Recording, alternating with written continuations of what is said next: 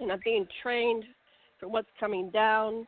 I'm being educated about different technologies, architectural structures, because we're going to have to deal with a lot of habitat changes and how to avoid the cataclysms, because apparently these things happen on planets all over, all the time, different systems of governance. So I'm receiving this major education. I did go through like a breeding period. I'm not in the breeding program anymore. I've never been a victim. It's always been an agreement on a higher soul level. I know what my mission is. I'm here for this time, for this grand awakening. So anyway, that's the level that I am operating on, just to give you. And TJ and I compare notes, and so she's on that level. We have a number of experiencers that are like Elizabeth April, and I can't think of all of them right now. I've interviewed hundreds of experiencers and secret space program personnel, cataloging and documenting all that, and it's all up on aquarianradio.com. So with that being said, do you have any feedback or comments for me, Bruce? Well, about what you say that you don't view yourself as an abductee, and I will correct my, I use those general terms so that people will understand what happened. But I have a contact group that has been with me all of my life, and they are quite different from what I've heard anybody else talk about, okay? And they contact me. In fact, the leader of their group is incarnated as my late wife, Bonnie, and I spent 7 years with her and didn't know who she was or why I was brought to her. And, after she died, my mother and I were at her gravesite saying my farewell, and I had my camcorder recording for her family up north, and her spirit appeared over her grave, and then a second sun appeared in overhead clouds, sent down a golden beam of light, and I saw her colored spirit ascend in that beam up into that second sun, and the sun went out. And later, this was in 1991, and later when we had computer software that could, like Photoshop, I was able to the frames from that video and analyze them, and I discovered a huge circular, double-rimmed, domed, white mothership embedded in that cloud. And that was the first time I began to suspect that I had not just a spiritual entity that was telepathically communicating with me after Bonnie died, but actually one of these ETs that was doing this. And I've been trying to figure out what in the world my mission is. I mean, you said that you have your mission, right? You know what you're supposed to do. And I've been told that my mission is to complete my late wife's biography. Now, that is a loaded question, okay, a loaded request. It's taken me the last 25 years to figure out what it was. But I had to study all of the religions under Abraham and try to find out what in the world Bonnie was trying to accomplish in her 40 years of life on Earth. And now what are the Caradonians, and that is their name, are trying to accomplish here on Earth. And they are very, very ancient. I would say they go back to before the humans were on this planet. And they pre-Sumerians and would you say pre-Atlantis and pre-Lemuria, which Lemuria is the name of I think James Churchwood gave one of the first authors about that area, but before that was called Mu, M-U, and before that Pangea. Right. It was all one continent or one piece before we got hit. And she was one of the leaders of the Sumerians, and then became one of the goddesses worshipped by the ancient Egyptian called Kahra. And she claims to have been behind the writing of all the biblical scriptures, from Judaism, Christianity, and Islam. So whoever this is, and I'm putting my scientific cap back on. I would love to believe everything that she has told me as true, and I want to believe it. But at the same time, I've not heard any similar story coming from very many other people. Was she channeling? Let me ask a question. Was she channeling? Sure. Was she researching? How was she getting her information? And what form is it in now? Is it journals, or is it typewritten, or is it computer? No. I'm her typist. I'm the one who's writing it down and writing a book about her story. Okay.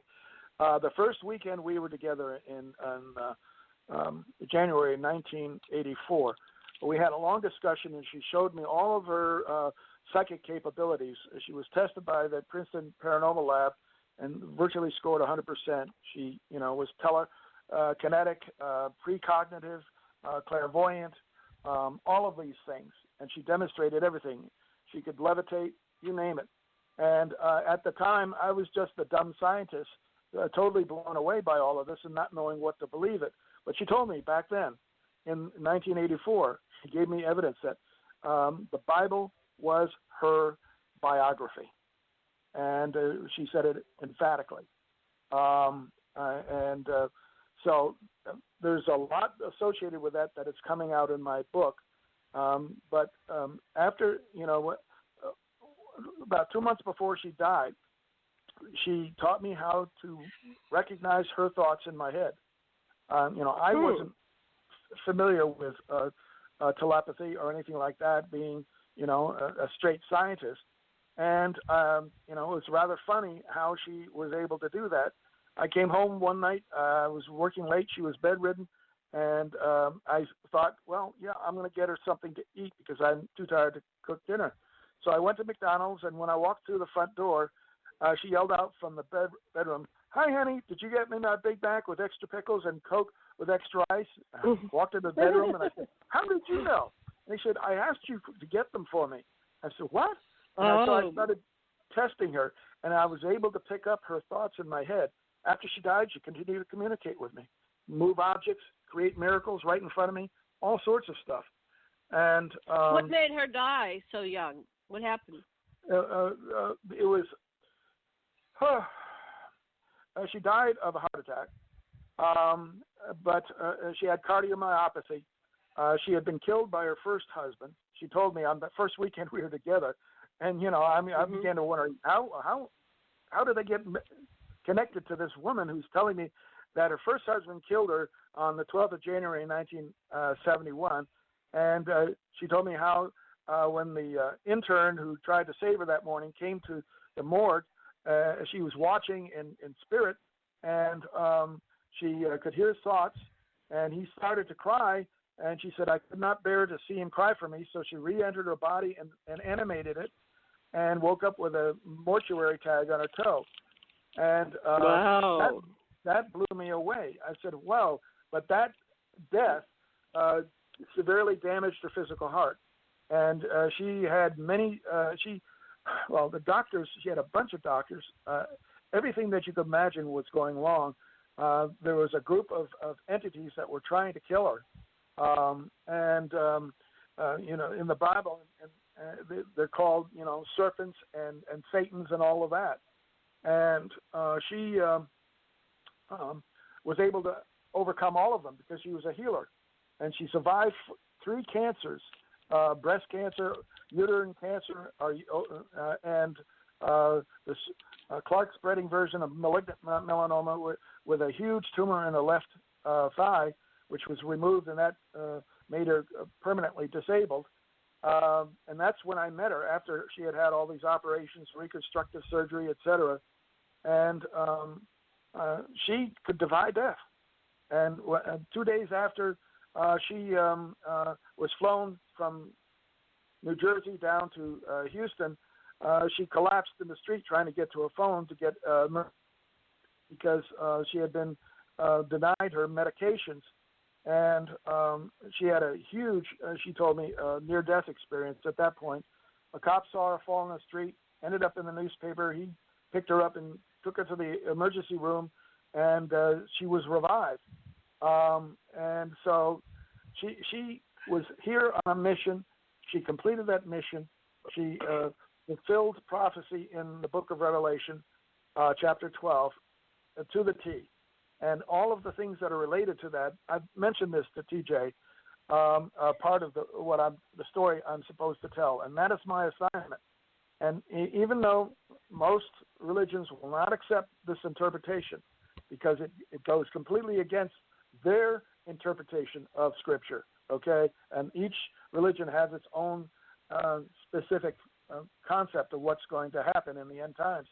Well, according to what I experienced with Bonnie, we're already in the end times right now, in the middle of it. All right, let's get back to alienology. Oh, wait, Janet, you can have him. I had one more question. You can have him on Sunday tell you his. I will. Story. So we're the panel, but okay, but I okay. had one more question for Dave. Who else? Dave. That's what I was talking blank. Who do we have here? Dave, you had a question for me. Would you like to ask me the question now? Yeah, Janet, what I picked up a while ago that you were saying with this consciousness and spirituality, I just know somewhat of that subject. I know that there's been some freaky things happen to me and my family, especially with my mom, in this spirituality thing. But what I wanted to ask you, you said that when we leave here and then we can choose, we want to be the bad guy. We were good guy first, then when we left, that now we want to be the bad guy.